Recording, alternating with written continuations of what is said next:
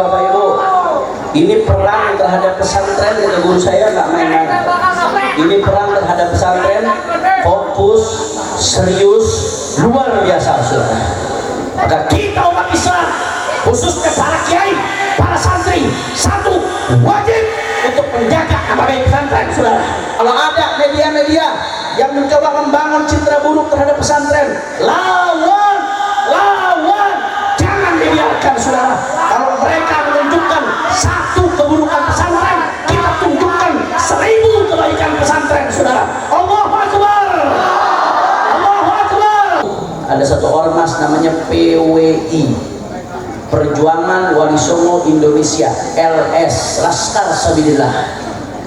Mereka mengancam, mereka mengecam, menolak kedatangan Habib Rizik. Kalau Habib Rizik tetap datang, mereka akan serang, mereka akan bubarkan, saudara. Itu sudah ramai di mana-mana. Mereka mengepung lokasi tabligh akbar, mereka memulai menyerang, sehingga akhirnya apa yang terjadi?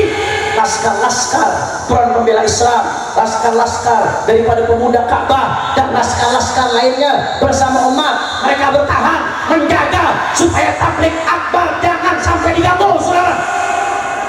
Masya Allah. Saya mau tanya, jawab yang kompak. Ini ngakunya fisabilillah, tapi yang membubarkan pengajian, berarti ini di jalan Allah atau di jalan syaitan? Jalan Allah atau jalan syaitan? Membubarkan, memusuhi sesama muslim, di jalan Allah atau di jalan syaitan? Wali Songo itu merangkul umat Islam, ini malah memukul sesama umat Islam. Wali Songo itu, saudara, masukin orang ke dalam Islam, ini malah memusuhi orang Islam. Wali Songo itu, saudara, melakukan dakwah, ini malah membubarkan dakwah.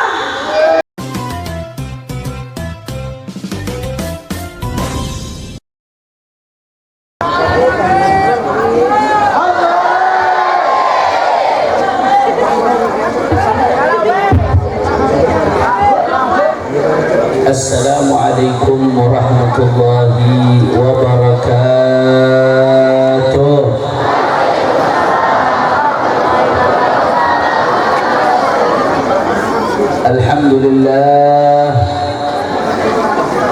Alhamdulillahi Rabbil Alamin, wa bihi nasta'in ala umuri dunya waddin.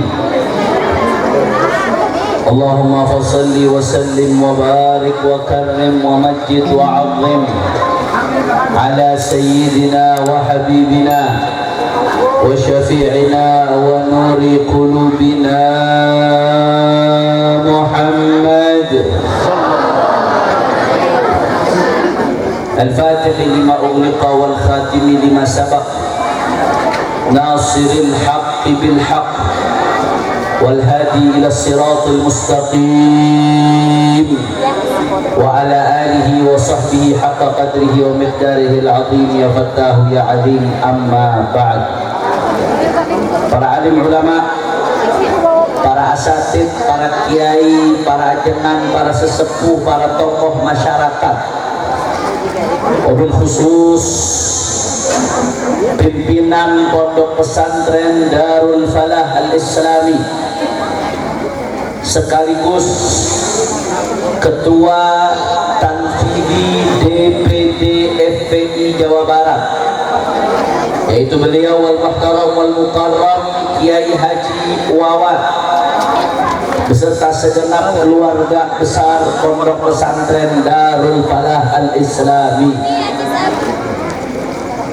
Tidak lupa pula hadir bersama kita yang tadi telah mengajak kita bersalawat dan memberikan nasihatnya, Al-Muhtaram Wal-Mukarram Madihur Rasulillah Kiai Haji Salimul Afif, juga yang sudah datang di tengah-tengah kita Ad-Da'iyah Al-Habib Raihan Al-Gadri, dan semuanya, para kiai, para asatid, tidak lupa Ketua DPW FPI Ciamis Kiai Titing, juga hadir Ketua MUI Ciamis, dan semua tidak saya sebutkan satu persatu tanpa mengurangi rasa hormat dan ta'zim saya kepada beliau-beliau semua. Kita doakan mudah-mudahan guru-guru kita, para ulama kita, para kiai kita, para masyayikh kita, Allah panjangkan nomornya, Allah sehatkan badannya, Allah jaga zahir batinnya, Allah menangkan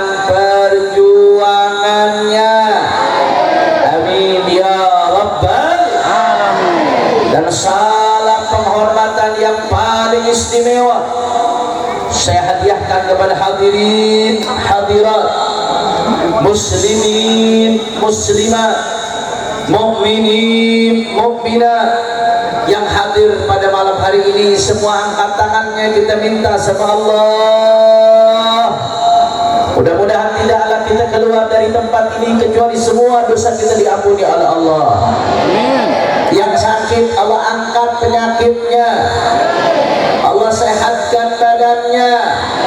Semua yang hadir dilapangkan rezekinya, diberkahi kehidupannya. Amin ya rabbal ahibal kiram. Alhamdulillah, pada malam hari ini kita sama-sama berkumpul dalam rangka reuni akbar hamdalah sekaligus silaturahmi jamaah umrah Pondok Pesantren Darul Falah. Maka sebelum saya sampaikan satu dua patah kata, mari sama-sama kita bacakan Fatihah untuk para masyayikh, para sesepuh, orang-orang tua Pondok Pesantren Darul Falah yang sudah meninggal dunia.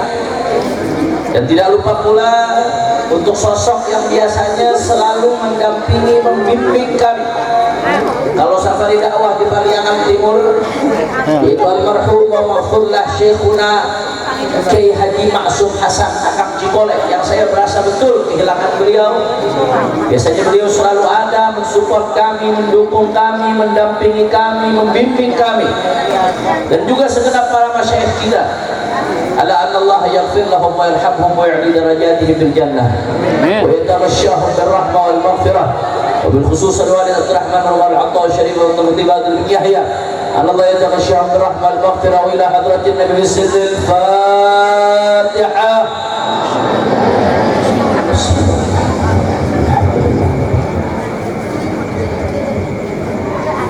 Ya na'budu wa iyyaka nasta'in ihdinas siratal mustaqim siratal ladzina an'amta 'alaihim ghairil maghdubi 'alaihim waladdallin. Ahiba'il kiram, saudara, pada malam hari ini kita sama-sama berkumpul untuk dalam rangka reuni akbar alumni Pondok Pesantren Darul Falah. Saudara, pesantren ini adalah salah satu cikal bakal benteng untuk kebangkitan umat, saudara. Kenapa saya katakan demikian? Karena Abu Ya Sayyid Muhammad ibn Ali ibn Abbas al-Maliki, Muhaddithul Haramain, Fakhrul Hijaz, Syekhu Masyayikhina, dalam salah satu kesempatan Abu Ya Sayyid Muhammad bin Ali al-Maliki menyampaikan bahwasanya kalau umat mau bangkit maka syaratnya ada 3, saudara. Ayat sabraha? 3. Apalagi di tengah keterpurukan umat yang luar biasa, terombang-ambing secara ekonomi, secara politik, secara militer, secara pendidikan, bahkan secara teknologi. Umat tak berdaya, timur tak bisa apa-apa. Maka kalau umat mau bangkit, kata beliau, ada 3 syarat yang harus dilakukan oleh umat. Dan 3 ini harus dilakukan secara simultan, saudara. Artinya 3-tiganya harus dilaksanakan. Satu saja tidak dilaksanakan, maka yang terjadi adalah kepincangan dan kegagalan ibadah Allah. Apa 3 syarat tersebut? Perhatikan baik-baik. Yang pertama, tahajud. Yang pertama apa? Kurang kompak. Yang pertama apa? Yang kedua, mujahadah. Yang kedua apa? Tadi yang pertama, yang kedua, yang ketiga jihad. Yang ketiga apa? Yang pertama, yang kedua, yang ketiga. Masya Allah, ini santri-santriwatinya cerdas-cerdas, luar biasa. 3 syarat, saudara. Yang pertama, kita mulai tahajud. Saudara, tahajud di sini maksudnya bukan hanya sholat malam. Ya, tahajud adalah sholat malam. Tapi yang dimaksud di sini kata-kata tahajud adalah simbol tentang ibadah, penghambaan diri, ketundukan kepada Allah Subhanahu. Enggak, umat ini gak akan menang kalau gak ibadah, saudara.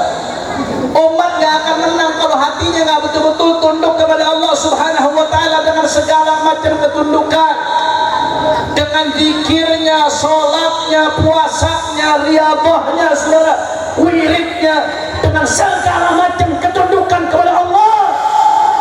Itu adalah salah satu syarat kita mendapatkan kemenangan dari Allah Subhanahu wa ta'ala, saudara.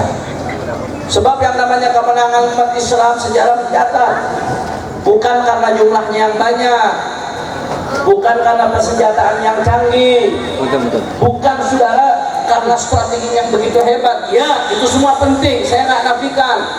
Tapi di atas itu semua, umat Islam selalu mendapatkan kemenangan, tidak lain dan tidak bukan karena diberikan pertolongan oleh Allah Subhanahu. Ada orang Ciamis, ada orang Ciamis, jawab yang kompak, siapa yang maha besar?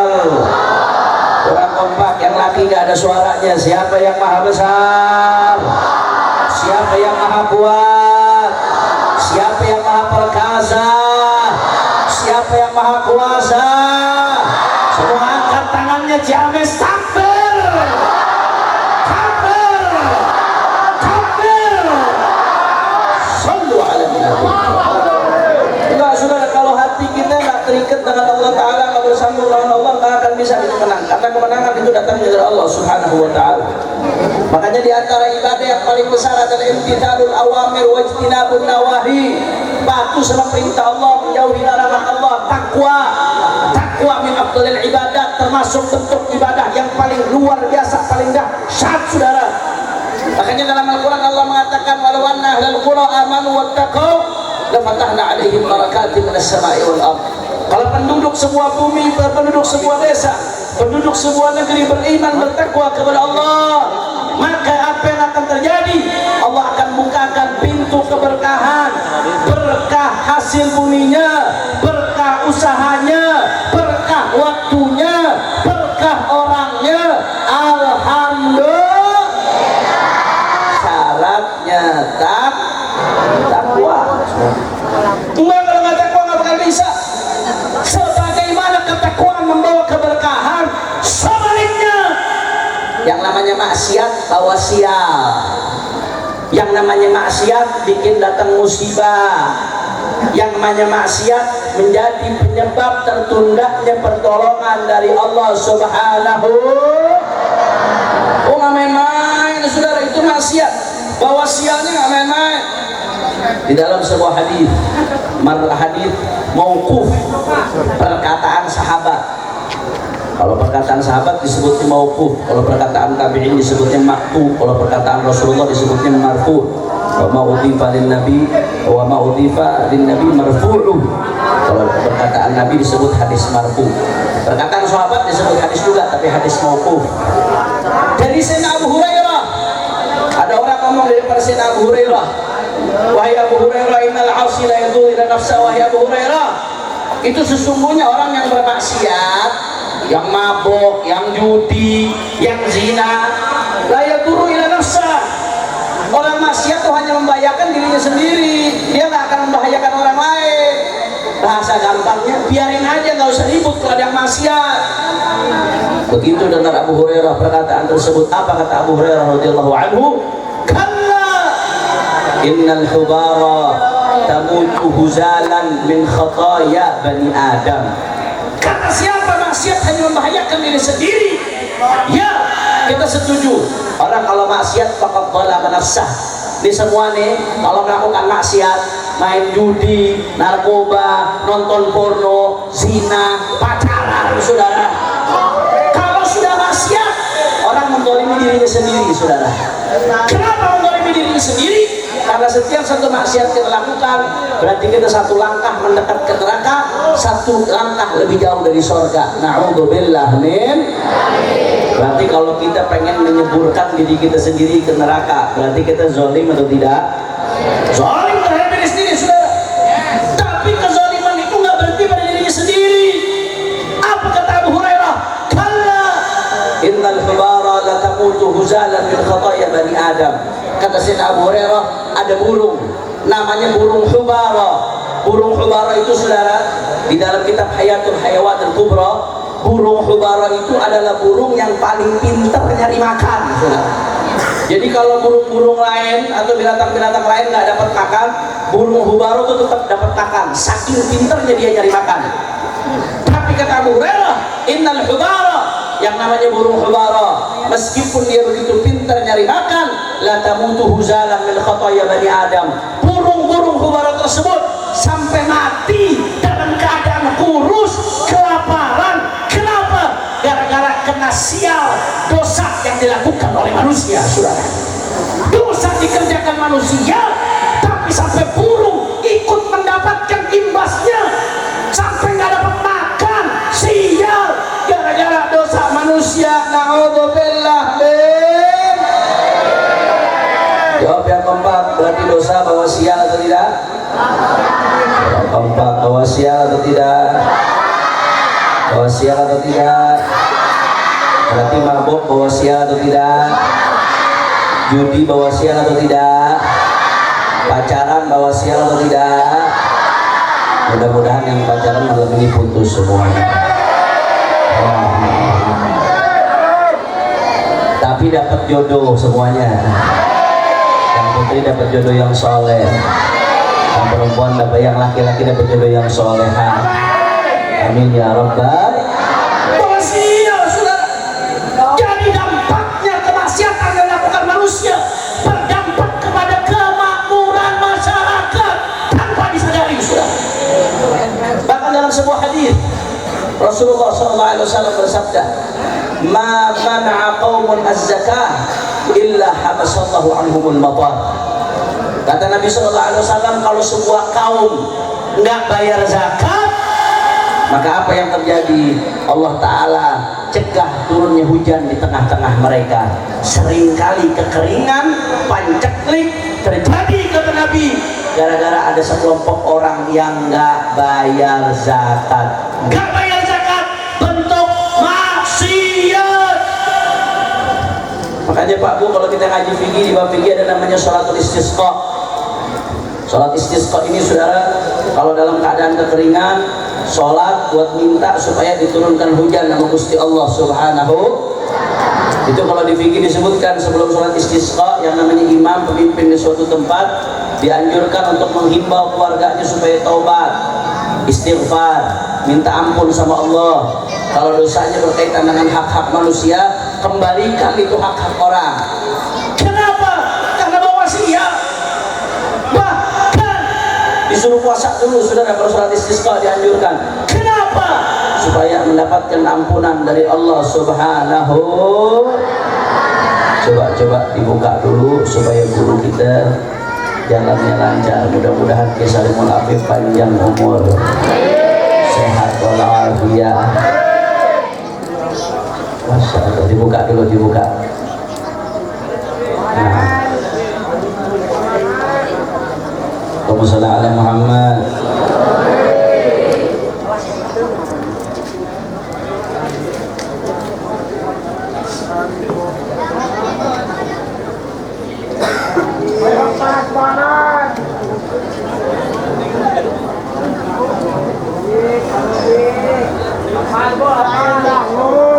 Sudah dibuka jalannya. Kalau sudah semuanya bisa duduk kembali. Bisa duduk kembali.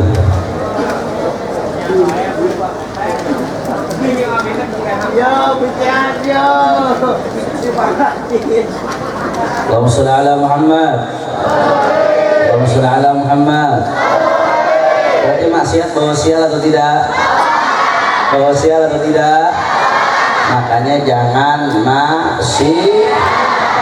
Pas sampai di situ, saudara, Imam Subki cerita. Imam Tajuddin Abdul Wahab bin Taqiyuddin Abdul Ali bin Abdul Kafi As-Subki, pengarang kitab daripada Jam'ul Jawami' Tajuddin As-Subki. Itu beliau menceritakan dalam kitabnya Mu'idun Ni'am wa Mubidun Niqam, bahwasanya kata beliau, inna indi wa inda kulli muslim haqqun fi ada'i shalawatil khams. Kata beliau, saya punya hak atas sholat 5 waktunya setiap muslim. Loh kok bisa Habib? Iya kata beliau, karena kalau famata farrata muslimun wahid fi shalatin wahidah faqad i'tada 'ala al-jami'. Kalau ada satu muslim yang meninggalkan satu sholat, maka pada hakikatnya muslim tersebut sedang zalim ke semua muslim yang ada di dunia, saudara. Jadi satu muslim meninggalkan satu sholat, kata Imam Zuhri, itu berarti hakikatnya dia sedang zalim kepada semua muslim yang ada di dunia. Maksudnya bagaimana? Iya, karena di dalam sholat ketika tahiyat akhir ada assalamu alaina wa ala ibadillahis. Ada doa buat semua umat Islam, umat Nabi Muhammad. Berarti setiap ada satu orang meninggalkan sholat, ada umat Nabi Muhammad yang gak kebagian jatah doa. Kalau dia gak kebagian jatah doa, berarti ada hak yang tidak ditunaikan. Hati-hati saudara, berarti satu sholat kita tinggalkan, berarti kita berbuat zalim kepada semua muslim karena tidak menunaikan hak doa mereka, saudara. Na'udzubillah min. Makanya maksiatul maksiat luar biasa.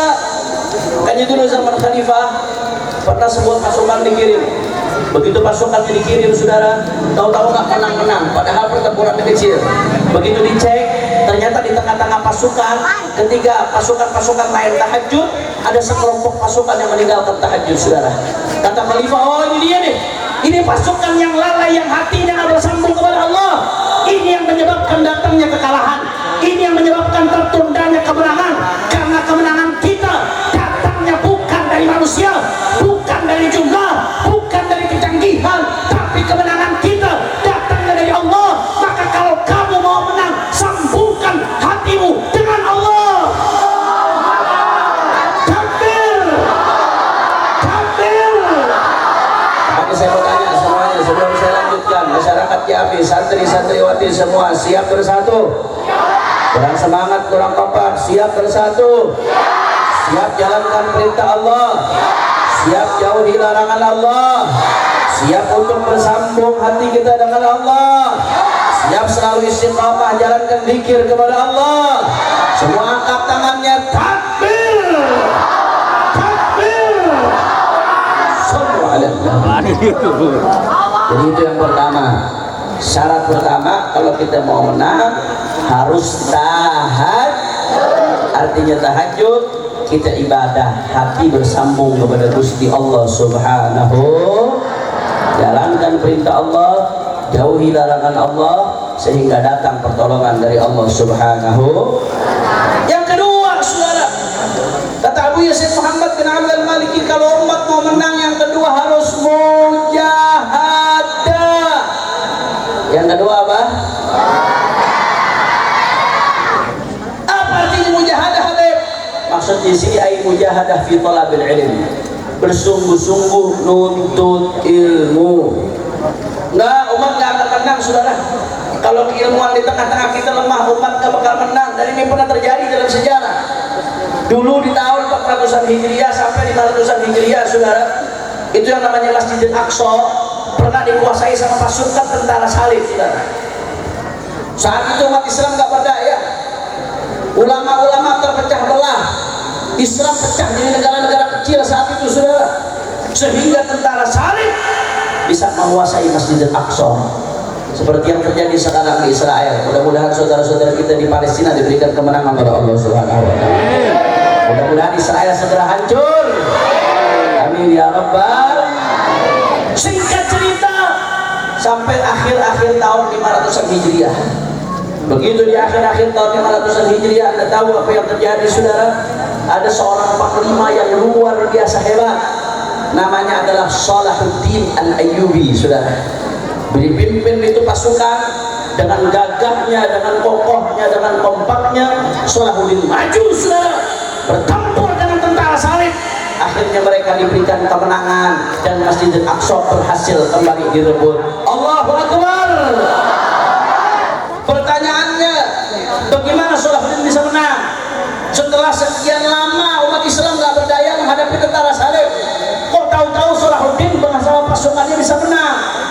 Kalau cuma faktor Salahuddin sendiri saja, nggak mungkin. Seorang diri apa artinya, saudara, menghadapi sebuah pasukan?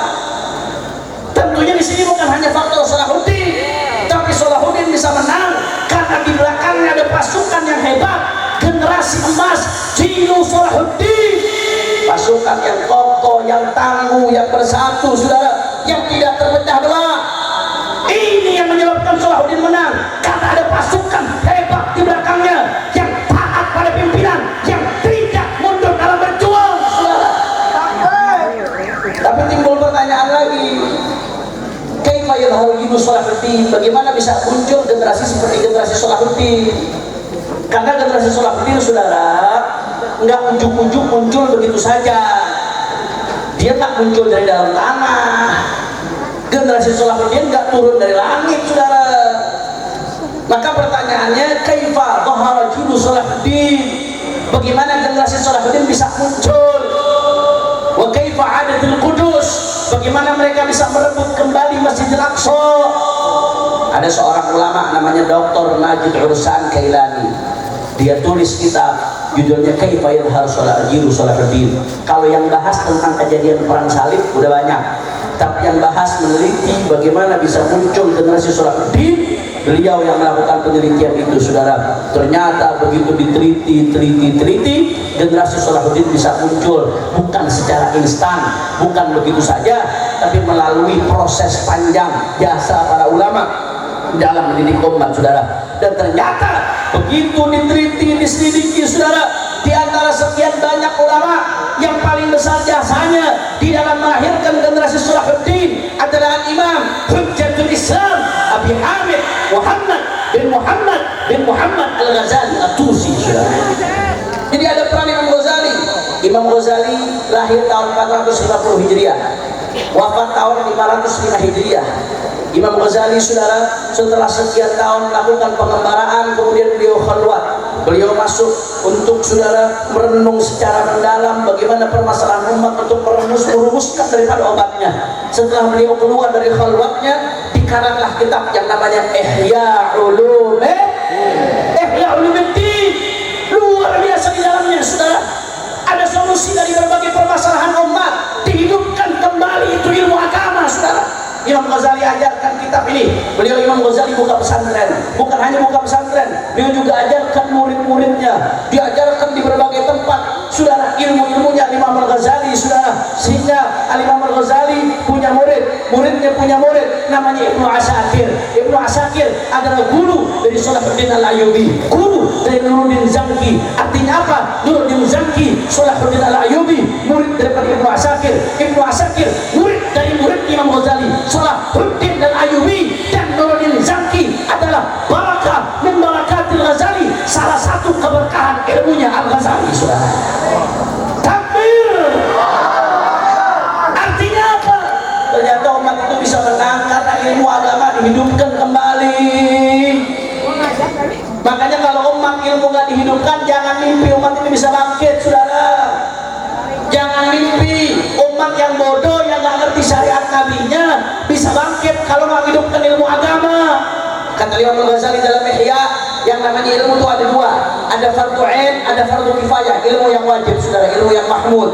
Ilmu fardu ain seperti ilmu yang berkaitan dengan keseharian kita. Kita wajib sholat, wajib paham hukum yang berkaitan dengan sholat. Kita wajib wudu, harus paham ilmu yang berkaitan dengan wudu. Kita harus menunaikan zakat, pahami yang berkaitan dengan zakat yang wajib ditunaikan. Kalau ada yang mau pergi haji, pelajari hukum yang berkaitan dengan haji. Mau transaksi, harus tahu syarat-syarat daripada hukum-hukum transaksi. Mau nikah, harus tahu hukum-hukum yang berkaitan dengan nikah. Itu ilmu yang hukumnya fardu ain, saudara. Tapi ada di sana ilmu yang namanya fardu kifayah. Di antara ilmu yang fardu kifayah, ta'allum daqaiqil ulum syar'iyyah, belajar ilmu syariat sampai mendalam. Sekiranya dia bisa menjawab permasalahan umat, itu hukumnya fardu kifayah.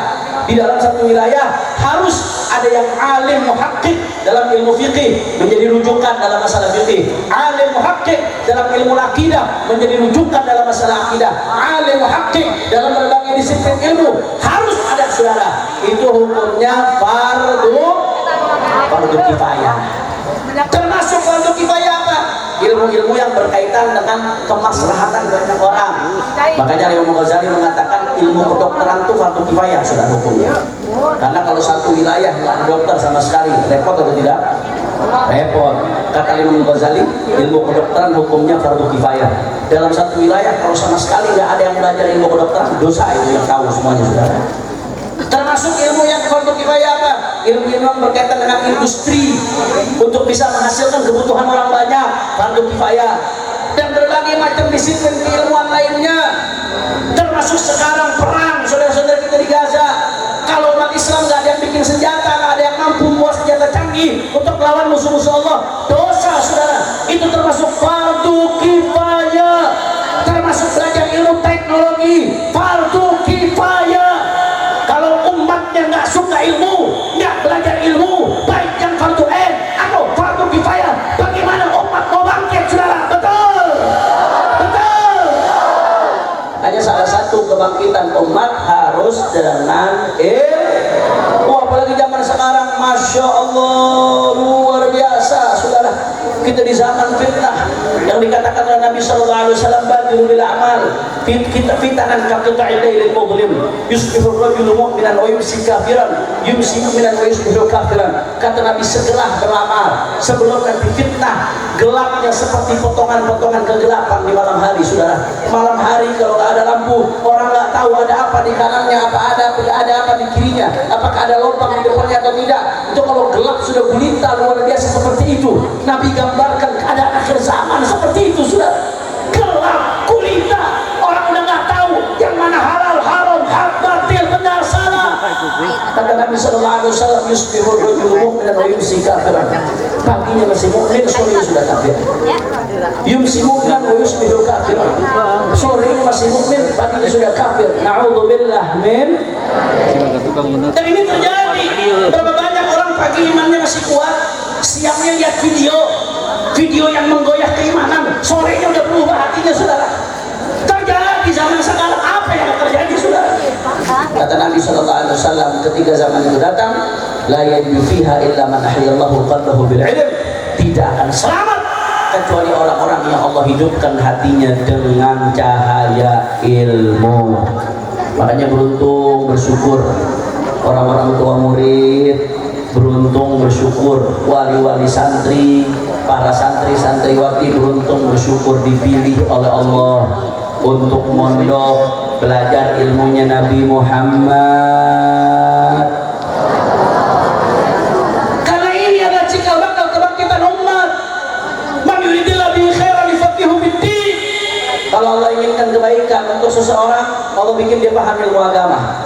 Kalau perorangan saja, kalau Allah inginkan kebaikan untuknya, dibikin paham ilmu agama, bagaimana umat? Kalau umat nggak paham ilmu agama, bagaimana mendapat kebaikan saudara? Maka kalau Allah inginkan kebaikan buat umat, Allah bikin paham ilmu agama saudara. Betul? Betul? Dan pesantren benteng ilmu. Luar biasa kandungannya pesantren saat ini, Allah. Makanya kata guru saya Dr. Habib Segaf Kaharun, kalau umat mau selamat di akhir zaman, minimal setiap keluarga anak-anaknya harus melakukan 4M. Apa? Berapa M? Berapa M? Perhatikan ibu-ibu. Bu, ibu-ibu di rumah masih hidup. Bu, gampang bu.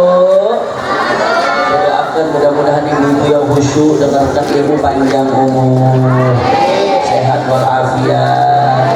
Tapi ibu-ibu yang ngobrol, apalagi main HP, mudah-mudahan lakinya kawin lagi. Nah, lanjut. Berapa M? Berapa M? Kalau umat mau selamat harus ada 4M dalam setiap rumah saudara. Setiap keluarga anak-anaknya mesti ada 4M. Apa 4M tersebut? Yang pertama mondok. Yang pertama udah paling aman mondok sekarang, udah luar biasa. Dijaga anak-anak kita Pak Bu, masya Allah. Tahajud sudah dibangunkan 5 waktu berjamaah, zikir, hidupnya buat belajar ilmu warisannya Nabi Muhammad Sallallahu Alaihi Wasallam. Dan yang terpenting kita sekarang Bu, Pak, kalau di rumah apa yang dikerjakan? Bangun tidur yang dipegang apa? HP. Mau makan yang dipegang? Sendok. Iya, mau makan pegang HP. HP bangun tidur HP, mau tidur HP, mau sholat HP, setelah sholat HP, segala macam ada di HP saudara. Berapa banyak anak-anak perempuan yang kehormatannya hilang gara-gara HP saudara. Betul nggak? Betul nggak? Tapi begitu di pondok dijaga, dipisahkan dulu dari HP supaya perkembangannya maksimal, supaya bagus, supaya terhindar dari negatif-negatif yang ada di di dunia maya, saudara. Dibikin siap dulu mentalnya, fisiknya, pikirannya, sehingga nanti kalau keluar dari pondok pegang HP sekalipun sudah ada benteng dalam dirinya, saudara. Ini adanya di pesantren. Tapi hati-hati juga kalau mondokin anak jangan asal pesantren. Pesantren yang jelas, pesantren Ahlus Sunnah. Jangan yang penting kata Hanif, yang penting kata Habib Hanif, yang penting mondok pesantren. Akhirnya mondoknya di Zaitun, Syekh Panji Guliminang, saudara. Jangan, pondok yang jelas, yang Ahlus Sunnah. Kalau kata Syekhuna Profesor Habib Abdullah Baharun, Al-Mahid Al-Islamiyah Qal'atul Islam di Indonesia. Pesantren adalah benteng terbesar umat di Indonesia, saudara. Selama masih ada pesantren, insya Allah tidak akan ada yang bisa untuk coba-coba goyah umat Islam. Allahu Akbar, Allahu Akbar. Siap jaga pesantren, siap bangunkan pesantren, siap kawal pesantren. Takbir. Makanya saya penting untuk menyampaikan, saudara, pesantren ini benteng umat. Mereka musuh-musuh Islam tahu. Makanya sekarang Pak Bu, kalau Anda lihat di media sosial, bahkan media mainstream sekalipun, ada upaya-upaya untuk merusak citra pesantren, saudara. Sekarang kalau lihat berita soal pesantren yang muncul pelecehan seksual, lihat berita tentang pesantren yang muncul kekerasan seksual, cabul. Betul enggak? Betul enggak? Saya nggak menafikan, ya kejadian-kejadian itu ada, saudara. Karena yang namanya pemegang pesantren atau semua yang ada di pesantren bukan malaikat. Ada kejadian-kejadian seperti itu. Tapi kalau ada kejadian seperti itu, wajib untuk diproses hukum secara tegas, saudara. Tapi kalau kita mau lihat prosentasenya, dibandingkan dengan di sekolah-sekolah umum, dibandingkan dengan di luar nggak ada apa-apanya, saudara. Kejadian kekerasan seksual, pelecehan seksual di pesantren dibandingkan dengan sekolah umum kecil, sedikit. Dibandingkan dengan kampus-kampus di luar kecil, sedikit. Tapi gara-gara kejadiannya di pesantren kecil, dibesar-besarkan, dinaikin terus beritanya. Supaya apa? Supaya pesantren jelek, supaya orang lihat pesantren buruk, supaya orang takut kepada pesantren. Betul enggak? Betul enggak? Jadi Bapak Ibu, ini perang terhadap pesantren, kata guru saya, nggak main-main. Ini perang terhadap pesantren, fokus, serius, luar biasa, saudara. Maka kita umat Islam, khususnya para kiai, para santri, satu, wajib untuk menjaga nama baik pesantren, saudara. Kalau Anda mau melakukan sesuatu yang bisa bikin coreng pesantren, ingat, dampaknya bukan hanya kepada Anda, tapi akan nama pesantren dimanapun jadi buruk gara-gara tingkah Anda, saudara. Berapa dosa yang akan ditanggung di Allah? Jadi satu, santri kiai wajib untuk menjaga nama baik pesantren. Yang kedua, saudara, kalau ada media-media yang mencoba membangun citra buruk terhadap pesantren, lawan, jangan dibiarkan, saudara. Kalau mereka menunjukkan satu keburukan pesantren, kita tunjukkan 1000 kebaikan pesantren, saudara. Allahu Akbar, Allahu Akbar. Maka saya mau tanya santri-santri, jawab yang kompak semuanya. Siap jaga pesantren? Kurang kompak, kurang semangat. Siap jaga pesantren? Siap awal pesantren? Siap hidupkan pesantren? Siap makmurkan pesantren? Siap jadi duta-duta yang baik untuk pesantren? Semua angkat tangannya. Takbir, takbir. Siap.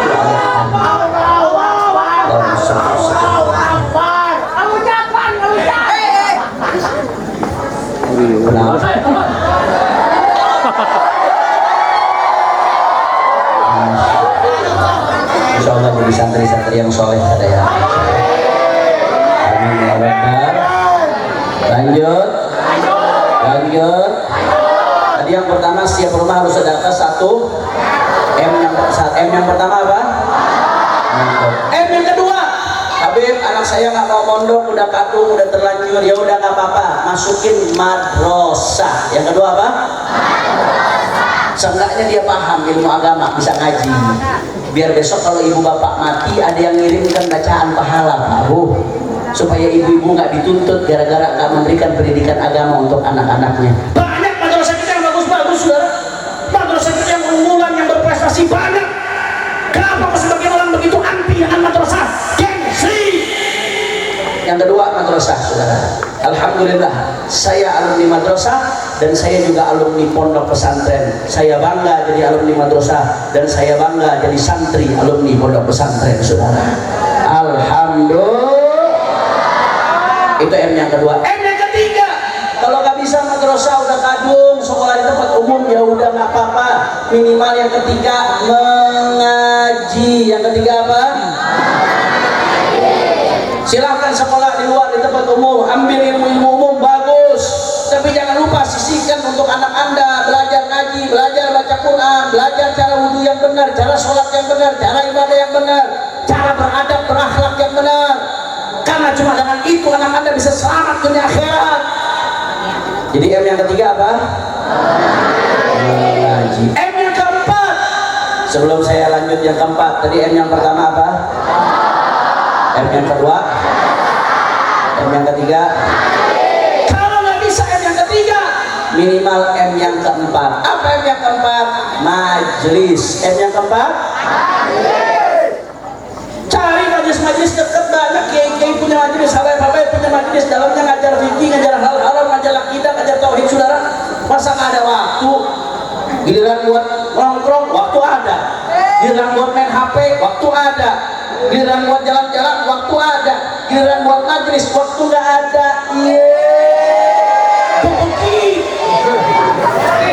Betul nggak? Betul nggak? Jadi M yang pertama apa? M yang kedua?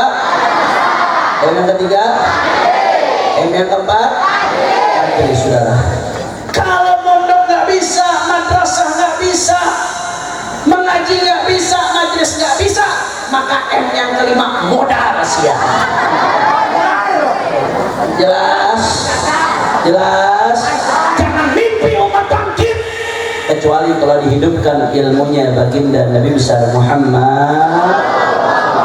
ulama, jangan nanggung. Jadi ulama yang alim, teknokrat yang ahli teknologi umat Islam, jangan nanggung. Jadi ahli-ahli teknologi yang hebat, jadi arsitek yang hebat, jadi ilmuwan yang hebat, jadi saintis yang hebat. Untuk apa? Untuk kebangkitan umat. Karena umat tidak akan pernah bangkit kecuali dengan ilmu, dan itu ada di pondok pesantren. Alhamdulillah. Makanya saya mau tanya lagi, jawab yang kompak semua masyarakat Ciamis. Siap untuk hidupkan ilmu? Siap menuntut ilmu? Siap hidupkan ilmunya Rasulullah? Siap bangkitkan ilmu-ilmu yang fardu ain? Siap bangkitkan ilmu-ilmu fardu kifayah? Takbir! Sallu ala Nabi. Tadi yang pertama tahajud, yang kedua serius, sungguh-sungguh menuntut ilmu. Yang ketiga jihad. Yang ketiga apa? Umat nggak akan bangkit, kata Abu Yasir Muhammad bin Abdul Maliki, kecuali dengan jihad, saudara. Ya, ilmu saja nggak cukup. Ya, ibadah saja nggak cukup, tapi juga harus jihad, saudara. Kalau hanya mengandalkan ilmu saja, para nabi sama para sahabat ilmunya kurang apa? Tapi tetap jihad. Kalau cuma mengandalkan ibadah, alasannya nabi dan sahabat ibadahnya kurang apa? Tapi tetap jihad, saudara. Malamnya mereka tahajud, paginya mereka bagaikan singa-singa di medan tempur, saudara. Itu adalah Rasulullah dan sahabat-sahabatnya Rasulullah. Karena mereka tahu yang namanya kebangkitan tidak akan pernah bisa terjadi kecuali juga dengan jihad. Jihad itu darwat sinar Islam, adalah ujung tombak Islam yang akan menjaga daripada kemuliaan dan kejayaan Islam, saudara. Termasuk bentuk jihad, amar ma'ruf nahi munkar. Amar ma'ruf nahi munkar ditinggalkan, berantakan ini umat, saudara. Termasuk bentuk jihad, jihad bil qital, betul-betul jihad fisabilillah di jalan Allah Subhanahu wa taala, seperti saudara-saudara kita yang saat ini ada di Gaza, saudara. Luar biasa mereka bertempur, mereka bertahan, mereka berjuang. Mudah-mudahan Gaza diberikan kemenangan oleh Allah. Mudah-mudahan Israel hancur. Israel hancur. Israel hancur. Amin ya Rabbal. Amin ya Rabbal. Luar biasa saudara. Walaupun mereka dikhianati oleh negara-negara Arab di sekelilingnya saudara. Saat ini luar biasa Gaza mengalami genosida yang begitu dahsyat. Sampai makanan pun dibikin sulit untuk masuk. Hari-hari ini anak-anak kecil, perempuan-perempuan, keluarga-keluarga yang ada di Gaza saudara mati gara-gara kelaparan saudara. Barusan saya WA sama guru saya, Abu Ya Profesor Habib Abdullah Harun. Beliau mendapatkan WA dari salah satu kakak kelas saya di Akhof, Syekh Abdullah Syahid. Syekh Abdullah Syahid ini kakak kelas saya di Akhof orang Gaza. Dia WA barusan kasih kabar, Habib minta doa. Saat ini anak saya di rumah sakit kondisinya kritis gara-gara anak saya sudah lama nggak makan Habib. Anak bayi sudah lama kecil sampai nggak bisa masuk makanan. Mereka jihad, mereka berjuang, tapi umat meninggalkan mereka. Kenapa saat ini Israel begitu luar biasa bisa dengan membabi buta melakukan genosida? Karena negara-negara Arab meninggalkan jihad, negara-negara Islam yang meninggalkan jihad. Israel mengancam Gaza sendirian, tidak ada yang membantu Gaza, semuanya tutup mata. Hubbud dunia wa karahiyatul maut. Begitu jihad ditinggalkan, apa yang terjadi? Umat hancur saudara. Padahal Israel kecil Pak. Israel itu negara kecil dan di sekelilingnya negara-negara Arab. Israel itu paling orang Yahudinya sekitar 6 juta, 7 juta orang. Itu pun selama perang banyak sudah kabur keluar, lari ke Eropa, lari kemana-mana. Sedangkan di sekeliling Israel ada negara-negara Islam, negara-negara Arab dengan penduduk total lebih dari 300 juta orang. Kalau negara-negara Arab itu mau bangkit kompak bersatu, mereka hantam itu Israel, saudara. Selesai. Saya yakin dalam seminggu kalau nggak berhenti dihantam itu Israel. Mesir punya tentara, Abu Dhabi punya tentara, Saudi punya tentara, Kuwait punya tentara, saudara, Yordan punya tentara, Irak punya tentara, Suriah punya tentara. Kalau mereka kompak, satu hari Gaza merdeka, satu hari Aqsa merdeka, saudara. Betul. Kenapa sampai sekarang sudah lebih dari 500 hari saudara-saudara kita di Gaza dibantai, seakan-akan kita tak mampu berbuat apa-apa? Jawabannya satu, karena jihad ditinggalkan saudara. Begitu jihad ditinggalkan, umat jadi lemah, akhirnya musuh seenaknya mencabik-cabik kita ibadallah. Makanya saya serukan umat Islam jangan berhenti berjihad untuk bela saudara-saudara kita di Palestina. Yang bisa berjihad dengan hartanya, jihad dengan hartanya saudara. Yang bisa berjihad dengan media sosialnya, jangan pernah bosan terus lanjutkan jihad dengan medsosnya saudara. Yang bisa berjuang berjihad dengan cara memboikot produk-produk Israel, terus lanjutkan jihadnya saudara. Karena hanya dengan jihad umat Islam akan diberikan kemenangan oleh Allah Subhanahu wa Ta'ala. Makanya saya mau tanya, jawab yang kompak semua, siap lanjut bela Palestina? Siap lanjutkan perjuangan? Siap ganyang Israel? Siap ganyang Amerika? Jihad itu dari sekali Palestina musuhnya jelas kafir harbi. Umat Islam melawan kafir harbi Israel. Itu namanya jihad. Fisabilillah di jalan Allah. Saudara-saudara kita di Palestina lagi jihad fisabilillah di jalan Allah melawan kafir Quraisy, kafir harbi saudara. Kafir Quraisy melawan kafir harbi Israel Yahudi. Tahu-tahu di Indonesia kemarin ada sekelompok orang ngakunya fisabilillah, teriak-teriak jihad, tapi yang dibubarin pengajian habaib. Baca bila. Kalau jihad melawan kufar itu bisa bilillah. Tapi kalau jihad untuk melawan sesama muslim, apalagi yang dilawan ulama, kiai, habaib, ada fisabilillah syaitan, bukan fisabilillah saudara. Makanya kemarin lagi rame ketika Imam besar Al-Habib Muhammad Rizik bin Hussein bin Syihab ingin safari dakwah ke daerah Pemalang, Jawa Tengah saudara. Tahu-tahu ada satu ormas namanya PWI, Perjuangan Wali Songo Indonesia, LS, Laskar Sabilillah. Mereka mengancam, mereka mengecam, menolak kedatangan Habib Rizik. Kalau Habib Rizik tetap datang, mereka akan serang, mereka akan bubarkan, saudara. Itu sudah ramai di mana-mana. Imam besar makin diancam, makin datang beliau, saudara. Karena bagi beliau namanya dakwah itu ya risikonya nyawa, apapun yang terjadi harus disampaikan. Betul atau tidak? Beliau datang berangkat, laskar-laskar pun di Jawa Tengah ikut mengawal beliau, saudara. Tapi begitu beliau datang ke tempat sana, itu yang namanya tempat tabligh akbar di satu jalan lokasi, akhirnya apa yang terjadi? Itu PWI dengan pasukannya yang menyatakan laskar sabilillah, mereka datang, mereka mengepung lokasi tabligh akbar, mereka memulai menyerang, sehingga akhirnya apa yang terjadi? Laskar-laskar Front Pembela Islam, laskar-laskar daripada pemuda Ka'bah dan laskar-laskar lainnya bersama umat, mereka bertahan menjaga supaya tabligh akbar jangan sampai diganggu, saudara. Masya Allah, saya mau tanya, jawab yang kompak. Ini ngakuknya fisabilillah, tapi yang membubarkan pengajian, berarti ini di jalan Allah atau di jalan syaitan? Jalan Allah atau jalan syaitan? Membubarkan, memusuhi sesama muslim, di jalan Allah atau di jalan syaitan?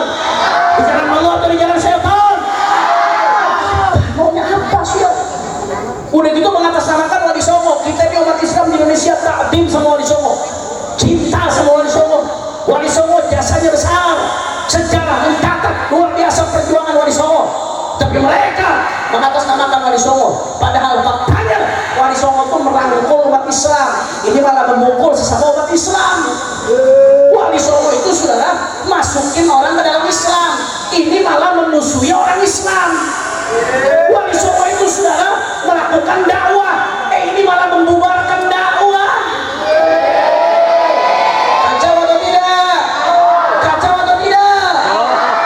Kami gak riba ada orang seperti ini, model begini, bawa-bawa nama Wali Songo, malah mencoreng nama baik Wali Songo, bawa-bawa nama Indonesia, tapi merusak kebinekaan di Indonesia.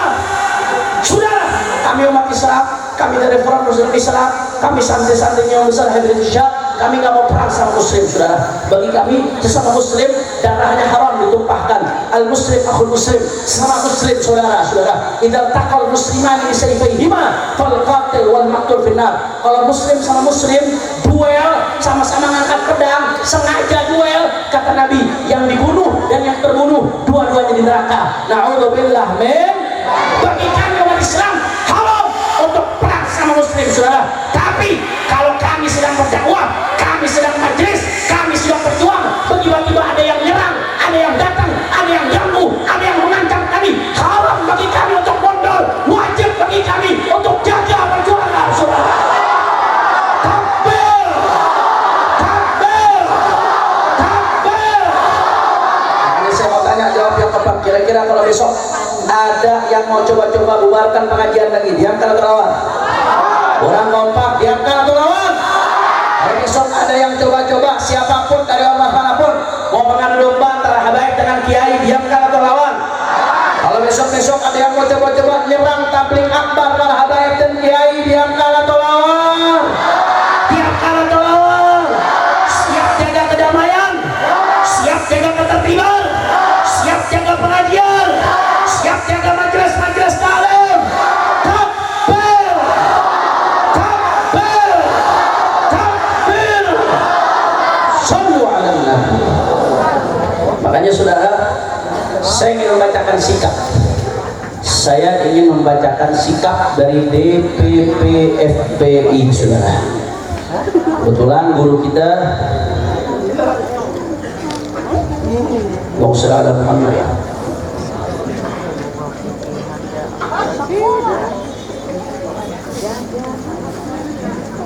Sebentar. Kebetulan guru kita Kiai Wawan, Kiai Wawan di sini, Kiai Wawan. Beliau saat ini sudah resmi diangkat sebagai ketua DPD FPI Jawa Barat. Mudah-mudahan beliau bersama jajarannya dijaga oleh Allah Subhanahu wa taala, diberikan kekuatan di dalam melanjutkan perjuangan. Amin ya rabbal.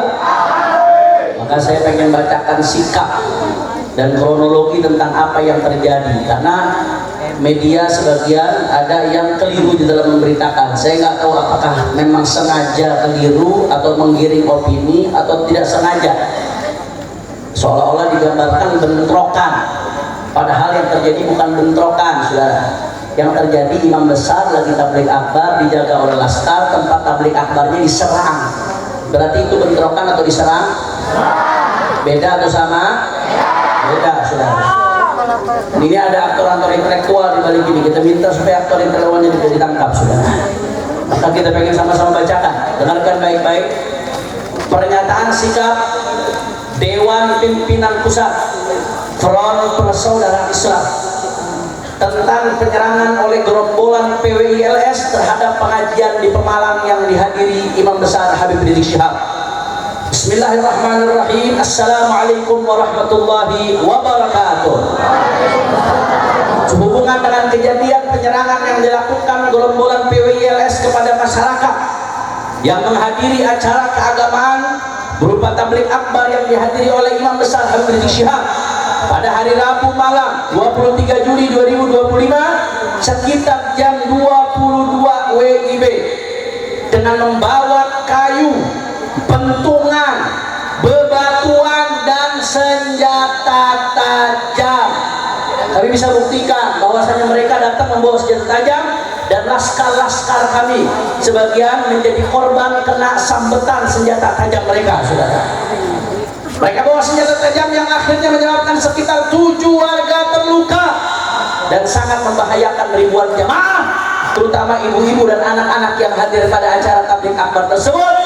Maka dengan ini kami Dewan Pimpinan Pusat Front Persaudaraan Islam menyatakan, satu, mengutuk keras gerombolan PWILS yang telah secara nyata melakukan tindakan melawan hukum dengan menyerang acara keagamaan tabligh akbar sehingga menyebabkan jatuhnya korban luka sebanyak 7 orang dan membahayakan nyawa ribuan peserta tabligh akbar yang di dalamnya termasuk kaum ibu dan anak-anak. Saya mau tanya, FPI mengutuk keras terhadap perbuatan mereka. Masyarakat Ciamis setuju atau tidak?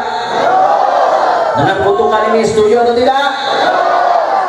Yang kedua, bahwa penyerangan yang dilakukan oleh gerombolan PWILS kepada acara keagamaan di Pemalang dilakukan terencana secara sistematis yang dapat diketahui lewat tersebarnya di media sosial surat permohonan pengerahan pasukan nomor 48 PWILS PM ke-7 2025 tertanggal 12 Juli 2025 yang pada pokoknya terang-terangan menunjukkan niat jahat meminta bantuan pengerahan pasukan dari sesama gerombolan PWILS dari Batang, Banyumas, Purbalingga, Tegal, Pekalongan, Kota Pekalongan, dan Brebes untuk melakukan penghadangan dan penolakan acara keagamaan tabligh akbar yang dihadiri oleh Imam Besar Habib Rizik Syihab di Desa Pengundan, Kecamatan Petarukan, Kabupaten Pemalang yang ditandatangani atas nama Wahyudin dan Wahyani. Hal mana selanjutnya direspon oleh DPD FPI Jawa Tengah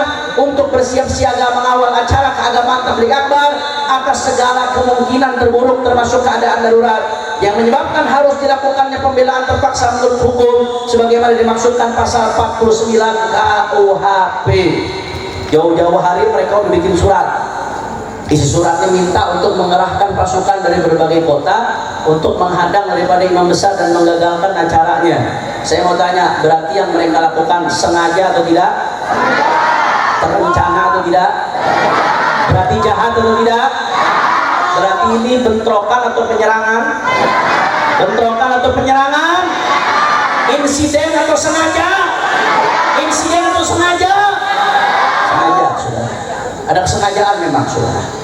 Yang ketiga, bahwa beredar pula surat tertanggal 16 Juli 2025 yang dikeluarkan gerombolan PWILS Pusat dengan nomor surat 00167 SI 007 PPLS 7 2025 yang pada pokoknya memberikan instruksi yang bersifat provokatif dan memerintahkan PWILS Indonesia untuk berkoordinasi dengan PWILS Jawa Tengah dalam kaitan acara keagamaan berupa tabligh akbar yang akan dihadiri di BHRS. Jadi bukan hanya PWI Jawa Tengah, PWI Pusat pun sudah mengeluarkan instruksi. Berarti saya mau tanya, berarti ini terencana atau tidak? Sengaja atau tidak? Sengaja.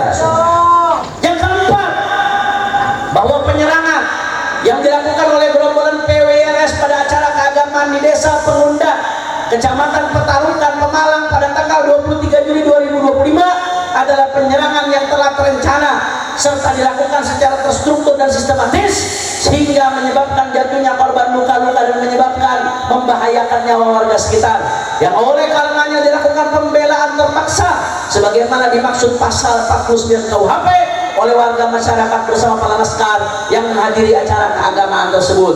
Ini mereka datang nyerang, laskar jaga tempat, kemudian laskar membela diri. Mereka yang datang, kalau laskar datang ke markas mereka itu namanya penyerangan, saudara. Tapi ini laskar jaga tabligh akbar, kemudian mereka nyerang. Ketika mereka nyerang, laskar bela diri. Wajar atau tidak? Wajar atau tidak? Wajar, saudara. Tentang usail bela diri dalam syariat hukumnya wajib, saudara. Hukumnya apa? Wajib, saudara. Kemudian yang kelima, bahwa sungguh pun begitu, IBHRS tetap menghimbau kepada para warga masyarakat yang menghadiri pengajian di Desa Pengundan, Petarukan, Pemalang untuk tetap kondusif dan tidak terpancing provokasi yang dilakukan oleh PWRS. IBHRS tetap beliau datang, saudara. Beliau tetap menyampaikan ceramahnya. Bahkan Bupati Pemalang pun datang dan BIM pun datang, Kapolres pun ikut naik ke panggung, saudara. Artinya sebetulnya andai kata nggak diganggu acara kondusif, tapi karena ada penyerangan itu yang bikin kacau berantakan. Tapi meski demikian, Imam Besar Habib Rizik Syihab tetap menyerukan supaya semuanya tenang, kondusif, tidak terprovokasi. Alhamdulillah. Dan yang saya lebih salut lagi, saudara, yang saya dengar, saya kebetulan kemarin nggak ikut karena saya sedang di luar kota, saudara. Saya dapat informasi dari kawan-kawan yang di lapangan, itu di lokasi tabligh, di panggung, depan panggung, di tempat jamaah duduk, saudara, jamaah berasa seperti nggak ada apa-apa, seperti aman, kondusif.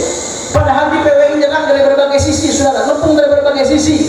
Kenapa jamaah bisa merasa aman, kondusif? Karena ada laskar-laskar yang begitu hebat. Mereka pasang badan mereka, walaupun resikonya nyawa, mereka berjuang untuk jaga tabligh akbar dan jaga para ulama, saudara. Takbir, takbir, hidup para laskar, hidup para laskar, hidup para laskar. Allahu Akbar. Sallu ala Nabi. Kemudian yang ke-6, bahwa PWLS telah secara sistematis dan terstruktur melakukan berbagai provokasi yang bermuatan rasis, fasis, dan diskriminatif dengan berbagai upaya adu domba antara anak bangsa. Juga telah seringkali melakukan persekusi terhadap dai dan pembubaran pengajian yang dianggap tidak sejalan dengan pemahaman mereka, serta membahayakan keamanan dan keselamatan warga yang sedang menghadiri pengajian, sehingga telah nyata menjadi ancaman bagi persatuan nasional. Yang ketujuh, saudara, menuntut pihak aparat penegakan hukum untuk mengusut dan menangkap serta melakukan proses hukum terhadap para pelaku penyerangan dan otak intelektual penyerangan serta pihak yang telah melakukan provokasi untuk melakukan penyerangan terhadap acara pengajian tanggal 23 Juli 2025 di Desa Pengundan, Kecamatan Petarukan, Kabupaten Pemalang, Jawa Tengah. Saya mau tanya, kalau pimpinan PWI yang melakukan provokasi, yang melakukan instruksi sehingga terjadi kerusuhan kemarin, saudara, terjadi penyerangan, kalau mereka ditangkap, setuju atau tidak? Kalau kepolisian menangkap mereka, dukung atau jangan? Dukung atau jangan? Ini kelompok-kelompok intoleran, Pak, kelompok-kelompok anti kebinekaan yang merusak kebinekaan negeri kita, maka wajib untuk ditangkap, saudara, demi menjaga toleransi dan kebinekaan di tengah kita. Alhamdulillah. Yang kedelapan, menuntut kepada Bapak Presiden Haji Prabowo Subianto untuk mengambil langkah-langkah menyelamatkan persatuan nasional dengan membubarkan PWI. Setuju? Setuju? Setuju? Takbir. Kenapa kita minta PWI dibubarkan, saudara? Karena membahayakan kebinekaan kita, dan dia udah banyak melanggar undang-undang ormas, saudara. Kalau dulu Front Pembela Islam diubarkan, kenapa sekarang PWI nggak bisa diubarkan? Padahal pelanggarannya lebih fatal. rasis, fasis, anarkis, melanggar daripada undang-undang dan melanggar undang-undang ormas. Kira-kira kalau dibubarkan setuju atau tidak? Dukung atau jangan? Kita minta Presiden untuk membubarkan PWLS yang telah nyata secara sistematis dan terstruktur menjadi ancaman bagi persatuan nasional, serta memerintahkan aparat penegak hukum di bawah Presiden untuk segera menangkap segala pihak termasuk pelaku, pendukung, dan intelektual dari PWLS yang melakukan perbuatan melawan hukum dengan provokasi, intimidasi, dan persekusi yang bermuatan rasis, fasis, dan diskriminatif. 9.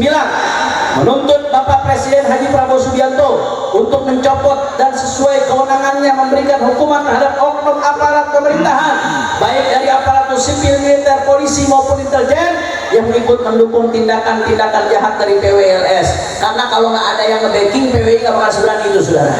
Kenapa dia berani? Karena ada yang backing, betul?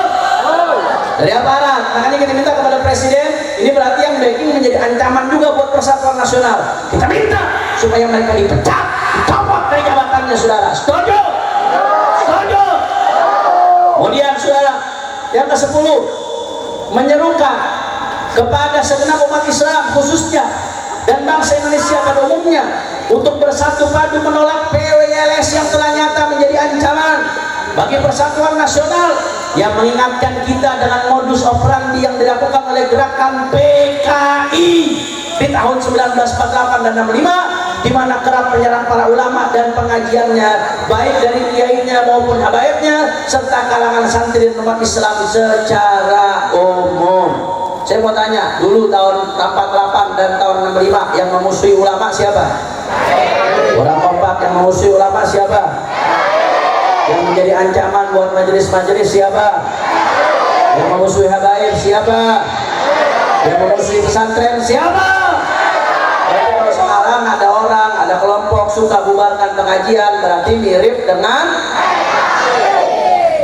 yang ke-10 atau yang ke-11, menyerukan kepada segenap kiai, habaib, dan ulama serta tokoh Islam di seluruh tanah air untuk merapatkan barisan dan memperkuat persaudaraan demi menjaga umat Islam dari segala bentuk propaganda busuk musuh-musuh Islam yang senantiasa menyesatkan umat dari jalan yang benar. 12. Menyerukan kepada seluruh pengurus FPI beserta saya berjuangnya untuk waspada dan senantiasa bersiap siaga atas segala kemungkinan, termasuk bila harus berperang melawan gerakan Neo PKI demi keselamatan dan keutuhan negara kesatuan Republik Indonesia. Demikian pernyataan yang dibuat. Semoga Allah Subhanahu wa taala melindungi bangsa Indonesia dari kejahatan Neo PKI. Jakarta, 29 Muharram 1447 Hijriah bertepatan dengan 24 Juli 2025 Masehi. Dewan Pimpinan Pusat Front Persaudaraan Islam, Ketua Umum Habib Muhammad Al-Attas, dan Sekretaris Umum Al-Habib Ali bin Abu Bakar Al-Attas. Makanya saya mau tanya, kalau begitu jawab yang kompak. Kalau besok ada yang mau coba pecah belah habaib dan kiai lagi, diamkan atau lawan? Orang kompak, orang semangat, diamkan atau lawan? Kalau ada yang mau coba ganggu-ganggu pengajian tabligh akbar, diamkan atau lawan? Kalau besok ada yang mau coba menyerang pengajian kiai-kiai kita, habaib-habaib kita, diamkan atau lawan? Diamkan atau lawan? Siap bersatu? Siap rapatkan barisan? Siap jaga persatuan? Siap jaga kerukunan? Semua angkat tangannya, takbir! Takbir! Kalau saya katakan bila Islam bersatu, semua angkat tangan. Tak bisa dikalahkan bila Islam bersatu. Angkat tangan semua bila Islam bersatu. Bila Islam bersatu. Bila Islam bersatu. Umat Islam bersatu. Umat Islam, ormas Islam, habaib dan kiai dan pesantren, majelis taklim, umat Islam Indonesia, Indonesia, Indonesia, siap bersatu, siap rapatkan barisan, siap jaga persatuan, siap jaga Indonesia. Semua angkat tangannya, takbir, takbir. Sallu ala Nabi. Kita doakan terakhir, mudah-mudahan saudara-saudara kita dari PWI, mereka muslim, saudara. Mereka sebangsa dan setanah air dengan kita, mereka saudara kita. Mudah-mudahan mereka yang termakan fitnah, mudah-mudahan segera dibimbing oleh Allah ke jalan yang benar, dikasih petunjuk dan hidayah hatinya oleh Allah Subhanahu wa taala. Dan mudah-mudahan para habaib kita, para ulama kita, para kiai kita dijaga oleh Allah Subhanahu. Terakhir sebagai penutup, mari sama-sama kita baca Mars Aksi Bela Islam untuk membakar daripada semangat kita dan menyatukan kita kembali dengan Al-Quran. Mudah-mudahan insya Allah dengan keberkahan Al-Quran kita disatukan selalu oleh Allah Subhanahu wa taala. Hadrah mana hadrah? Ada hadrah udah pula. Masya Allah. Udah nggak pakai hadrah, langsung aja semuanya semua suaranya dikeluarkan. Al-Quran imam kurang kompak. Al-Quran kami, Al-Quran petunjuk kami, Al-Quran satukan kami. Ada suaranya. Al-Quran iman kami, Al-Quran pedoman kami, Al-Quran petunjuk kami, Al-Quran satukan kami. Aksi bela Islam, aksi bela Islam, aksi bela Islam, Allah Allahu Akbar. Aksi bela Islam, aksi bela Islam, aksi. Semua angkat tangannya semuanya. Takbir, Allahu Akbar, Allahu Akbar, Allahu Akbar, Allahu Akbar, Allahu Akbar, Allahu Akbar, Allahu Akbar, Allahu Akbar.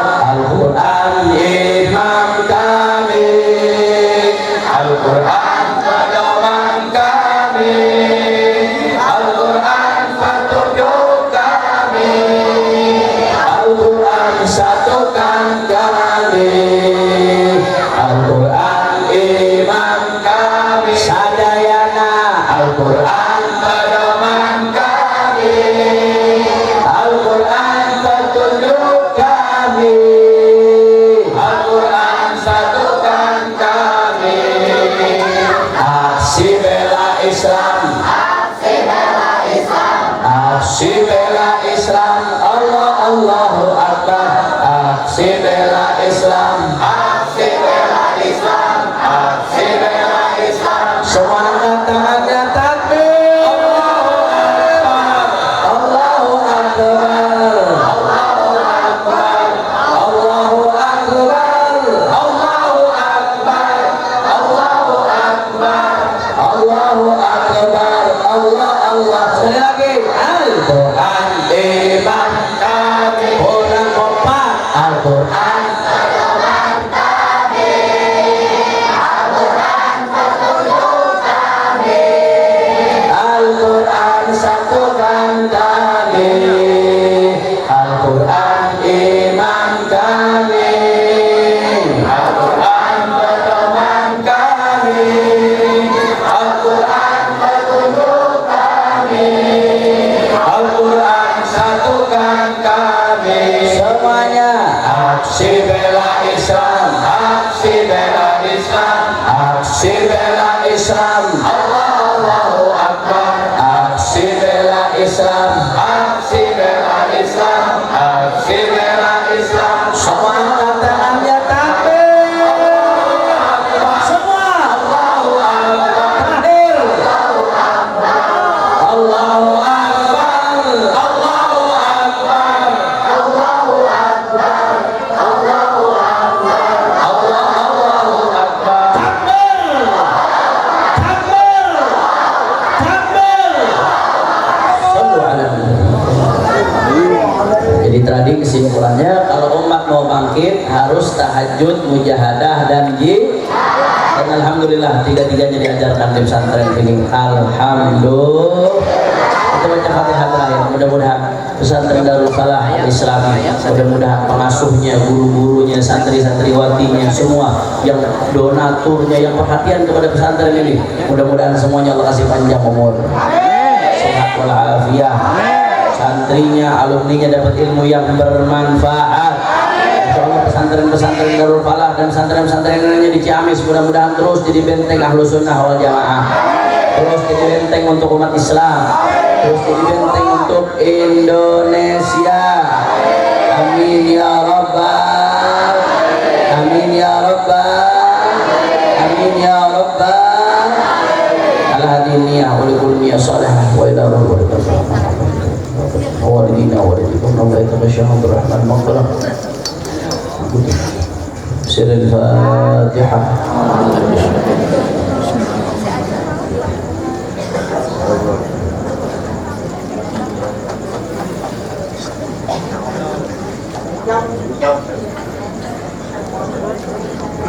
Ini saja yang saya sampaikan. Mudah-mudahan yang sedikit yang saya sampaikan bisa bermanfaat. Jangan ada yang bergerak dari tempat. Habis ini masih ada ceramah dari Habib Raihan Al-Qadri. Ya, saya minta maaf, saya harus permisi karena harus ada hal lain yang saya lakukan. Insya Allah kita bertemu lagi di kesempatan yang akan datang. Hadanallahu wa iyyakum ila siratal mustaqim. Wassalamualaikum warahmatullahi wabarakatuh.